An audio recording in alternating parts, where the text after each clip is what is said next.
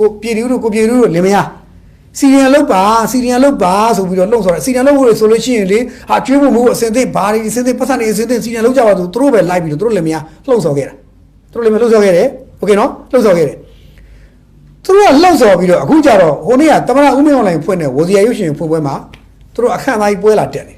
ပြီးရင်ထီတော်မိုးကဘယ်လိုလဲနိုင်ငံဝန်ထမ်းတွေကထီတော်မိုးတယ်ကျွန်တော်ကြည့်ပြီးအဲ့ဒီမြင်ကွင်းကိုကြည့်ပြီးတော့လေလူတွေဝိုင်းဝေဖန်တာဗျာရကြအောင်မရှိဘူးဝန်ထမ်းနိုင်ငံဝန်ထမ်းဂုံသိက္ခာနိုင်ငံဝန်ထမ်းဂုံသိက္ခာအဲ့ဒီဂုံသိက္ခာကြီးကိုပြည်သူတို့လင်မယားကိုဒီလိုထိလိုက်မိုးတဲ့ဟာကြီးကိုလူတွေဝေဖန်တာဗျာကြော်မကောင်းကြားမကောင်းနေဖြစ်သွားတာရှက်ဖို့တော့ကောင်းတယ်ရှက်ဖို့ကောင်းတယ်ပြည်သူတို့လင်မယားကသူတို့ရှက်တယ်လားတော့ကျွန်တော်မသိဘူးနိုင်ငံဝန်ထမ်းအုပ်စုကလည်းဘလို့စဉ်းစားလဲကျွန်တော်မသိဘူးဒီမြင်ဝဲရဗျာဘလို့ကြည့်စီရီယံလောက်ပါလို့လှုပ်ဆော်ခဲ့တဲ့ဒီလင်မယားကိုဒီဝန်ထမ်းတွေကထိအဲ့တော့အဲ့မှာဖြတ်ပြောကြရည်နိုင်ငံဝန်ထမ်းလို့ပြောနိုင်ငံဝန်ထမ်းမဟုတ်နော်ပြည်သူလူထုအတွက်မဟုတ်မင်းအောင်လှိုင်ရဲ့ဝန်ထမ်းမင်းအောင်လှိုင်ရဲ့အစီခံနေနားလေလားကြော်မျိုးမင်းနိုင်ငံဝန်ထမ်းမဟုတ်နော်ထိလိုက်မူးပေးတယ်ဝစီယာရုပ်ရှင်ပွဲတမနာဦးမင်းအောင်လှိုင်ပွဲကိုသူတို့လာတက်တယ်ဟာခမရစဉ်းစားကြည့်မြင်ခွင့်ကြည့်စမ်းနိုင်ငံဝန်ထမ်းကသူတို့ထိလိုက်မူးပေးခင်ဗျားပြောမယ်တချို့မဟုတ်အဲ့ကာလာမိုးလေးတွေဖိုးပွဲလေးတွေရွာနေလို့ဟိုဟာဖြစ်လို့တယ်ဟေးလွယ်လေးပဲဗျာခင်ဗျားရှိလေရောထိပေးလိုက်သူတို့လည်းများဆောင်းသွားပါစေပေါ့ဘာကိစ္စဝန်ထမ်းကထိလိုက်မိုးပေးတာလို့နိုင်ငံဝန်ထမ်းကသူ့အကြီးကဲသူ့ရာအထက်ရာရှိတာမိုးပေးလို့လက်ခံတယ်နိုင်ငံအကျိုးပြုတဲ့တကယ်ကိုဗျာနိုင်ငံအကျိုးပြုတဲ့ပုံကိုယ်တွေကိုမိုးပေးလက်ခံသေးတယ်ဘယ်မှာလိုက်ပြည်သူတို့အဲ့တော့ကျွန်တော်လည်းများနိုင်ငံအကျိုးပြုတာဘယ်နာရှိလဲစီရီယံလို့ပုံလုံးဆော်ခဲ့တယ်တိုင်းပြည်ကိုစီရီယံလို့လူတွေကိုလမ်းပေါ်တက်ပြီးတေခိုင်းတယ်ဒီကောင်ကြော်မျိုးမင်းဘာမှမသိသေးဘူးပဲရုပ်ရှင်မင်းသမီးမင်းသားတွေဆိုတာဘာလို့အကျိုးမပြုရမှာလဲပြည်သူအတွက်တော့အကျိုးမပြုဘူးမင်းအောင်လှိုင်အတွက်အကျိုးပြုတယ်နော်ကြော်မျိုးမင်းသိလားတာမင်းအောင်လှိုင်အတွက်အကျိုးရှိတယ်မင်းအောင်လှိုင်အတွက်အကျိုးပြုတယ်မြန်မာနိုင်ငံရဲ့ရုပ်ရှင်ဂီတရုပ်ရှင်သဘင်ဘာညာဆိုတာကနော်စစ်မှန်တဲ့အမှုပညာရှင်တွေကတော်ထဲမှာသဘောပေါက်လားတော်ထဲမှာမင်းအောင်လှိုင်ရဲ့အမှုပညာတွေမင်းအောင်လှိုင်အတွက်အမှုပညာရှင်တွေမင်းမသိသေးဘူးပဲကြော်မျိုးမင်းဒါကြောင့်မို့မင်းအောင်လှိုင်ရဲ့ဝန်ထမ်းတွေကနေပြီးတော့မှထီးတော့လိုက်မိုးပေးရတာလေအဲ့ဒါမထူဆန်းဘူးဖြစ်တဲ့အရာပဲလေဟာဒီကောင်မသိသေးဘူးကြော်မျိုးမင်းတော့စီနယ်လို့တော်တဲ့ဝင်ခိုင်းတယ်တနတ်ကြိုက်ပုံကန်ခိုင်းတယ်အခုသူတို့ကတမရဦးမအောင်လိုက်နဲ့ခွက်ချင်းတိုက်ပြီးတော့ဟီဟာသူတို့သွားလုပ်မယ်နမူနာပြောရရင်မကောင်းပြောရရင်ကဲဘာပြောစမ်းပမာတော့အဲ့တော့အခုထင်လင်းအောင်အဲ့ဒါပြောတယ်အခုထင်လင်းအောင်ဆဲရမှာပြည်သူတို့လည်းမရဘူးသူဆဲရမှာသူတို့စီတယ်လည်းမရဘူးသူတို့ကိုဆဲရမှာဒါပေမဲ့ तू မပြောရဘူးပြည်သူလည်းမရဘူးဘာလို့ပြောရဲကျွန်တော်မသိဘူးသူတို့ဘာပတ်သက်လဲကျွန်တော်မသိဘူးစဉ်းစားကြည့်နော်ဒီအခုထင်လင်းအောင်ကိုယ်တိုင်သူကိုယ်တိုင်ဝန်ခံပြီးဘာဖြစ်တယ်အခုသူတို့ခွဲဖြစ်ကုန်ပြီဖြစ်မှာပဲခွဲရဖြစ်မှာအစတည်းခွဲဖြစ်မှာစီရီယံလို့ပြောပြီးတော့မပေးနိုင်တာအကျော်ရကျွန်တော်တို့သိပြီးသားကြီးကိုကျွန်တော်တို့ကဘာကိစ္စမဖြစ်မှာတော့ဖြစ်မှာပဲလေကျွန်တော်သိပြီးသားပဲเนาะအဲ့တော့ခံညအခုထင်လင်းအောင်သူ့အတူပေါက်ကွဲပြီးစစ်ပြေးထင်လင်းအောင်ပေါက်ကွဲနေပြီ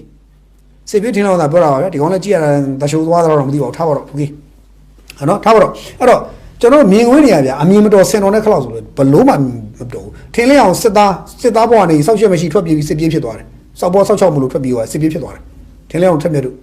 ဒီကောင်နေအုပ်စောစီရန်လှုပ်ချသွားတယ်ကွာစစ်ပြေးစောက်ချောက်တွေထွက်ပြေးသွားတယ်အခုပြည်သူလင်မယားစီရန်လှုပ်ဆော်တယ်သူတို့ကအခုပွဲတက်နေတယ်သူတို့လှုပ်ဆော်တဲ့အုပ်စုတွေအလွာတကူကခွဲဖြစ်နေပြီလို့អော်တယ်ဟိုကြီးထင်လင်းအောင်ဆိုတာဟိုက CDN လောက်လာတာ2022ကလာမယ်ဒီကရင်ပြည်နယ်ကျွန်တော်တို့ကရင်ပြည်နယ်မှာCDN လောက်လာတာဗျာကြော်မျိုးမင်းငါပဲပြောမယ် CDN လောက်လာတဲ့သူကခွေးဖြစ်သွားတာမဟုတ်လူဖြစ်သွားတာเนาะပြည်သူအတွက်ရက်တီသွားတာเนาะမင်းတို့အကြမ်းဖက်မင်းအွန်လိုင်းဖက်စစ်တပ်ကနေထွက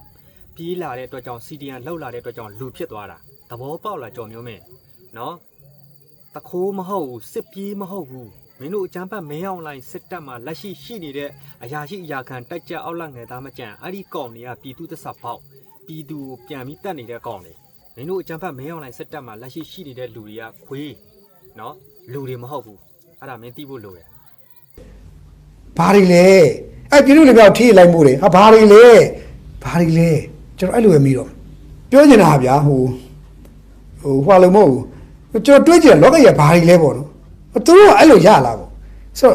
ကောင်းပြီဒါဆိုရင်ကျွန်တော်တို့ journalist တွေဟုတ်ပြီကျွန်တော်ပြည်ထွက်ပြည်မယ်ဆိုတော့အဲ့တော့ကဆိုပြည်ထွက်ပြည်မယ်ကျွန်တော်ဆရာမိုးလုံးမအောင်ဆယ်ပြီးလဲပြီးတော့ကျွန်တော်အမြင်မှန်ရအောင်ပြန်လာရင်ပြောမရဘူးသူတို့ကအလိုနေကျွန်တော်ကဆရာကြီးဖြေုံလာမသိဘူးအခုကျွန်တော်တို့စကြရတဲ့အတိုင်းပြည်ပေါ်သက်စာမဖောက်ဘယ်မှာအေးစင်းနေတဲ့ကောင်တွေဘာကွာသွားလဲဘာဖြစ်သွားလဲအဲ့တော့လို့အေးပါလို့ကျွန်တော်တို့လည်းလူတွေအုံနောက်ရှိတယ်ကြက်ပြည့်တယ်နားလေတယ် ဘယ်သူတွေဘယ်ကွက်ခင်းဘာတွေရွှေ့နေလဲကျွန်တော်တို့သိတယ်နိုင်ငံတော်သမ္မတစပြီးအောက်ခြေသူ့အလွှာတစ်ခုမှာဘယ်သူတွေဘယ်ကွက်ရွှေ့လဲကျွန်တော်တို့သိတယ်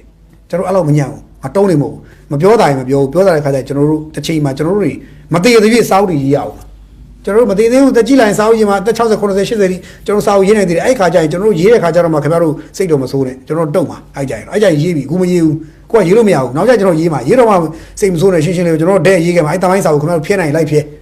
ဒါပေမဲ့နိုင်ငံတော်ဘယ်တော့မှပုံကန်တဲ့အလုံးမလုပ်ဘူးအကြမ်းဖက်တဲ့အလုံးမလုပ်ဘူးလှုပ်ဆော်တဲ့အလုံးမလုပ်ဘူးလူမျိုးရေးလှုပ်ဆော်တဲ့အလုံးနိုင်ငံရေးလှုပ်ဆော်လို့ဘာလို့မလုပ်ဘူးဒါပေမဲ့ကြမ်းဖက်ခြင်းပုံကန်ကျော်မျိုးမင်းကနိုင်ငံတော်ပုံကန်တဲ့အလုံးမလုပ်ဘူးနော်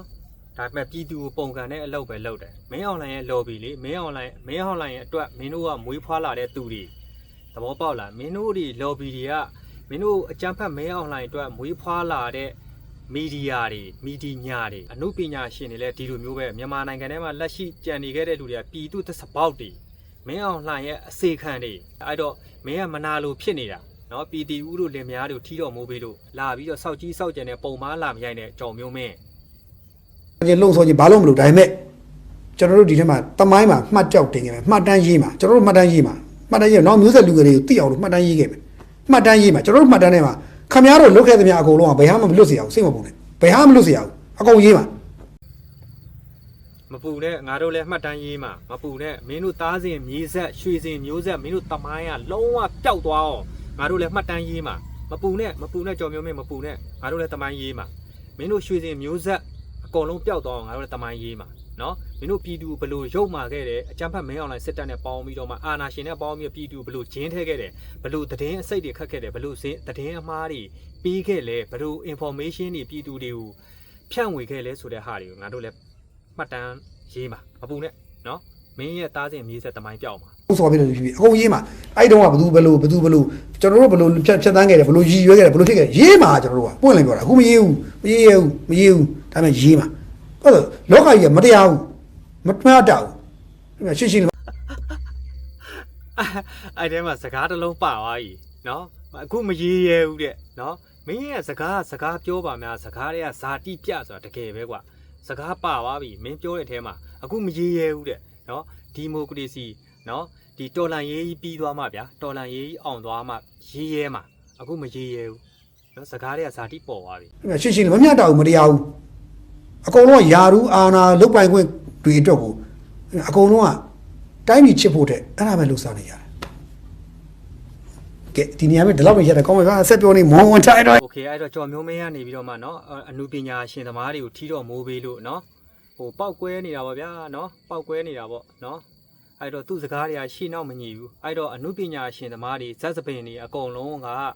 ဒီအနုပညာရှင်သမားလို့ခံယူထားတဲ့အနုပညာရှင်သမားတွေเนาะမီဒီညာတွေအကုန်လုံးကမင်းအွန်လိုင်းအစီခံတွေပဲအကုန်လုံးကမင်းအွန်လိုင်းရဲ့ဝန်ထမ်းတွေပဲရှင်းလေးပဲကြော်မျိုးမင်းဆောက်ကြီးဆောက်ရရှောက်ပြောနေတယ်เนาะအဲ့တော့သမင်းစားရတဲ့ကောင်တွေအကုန်သိတယ်နော်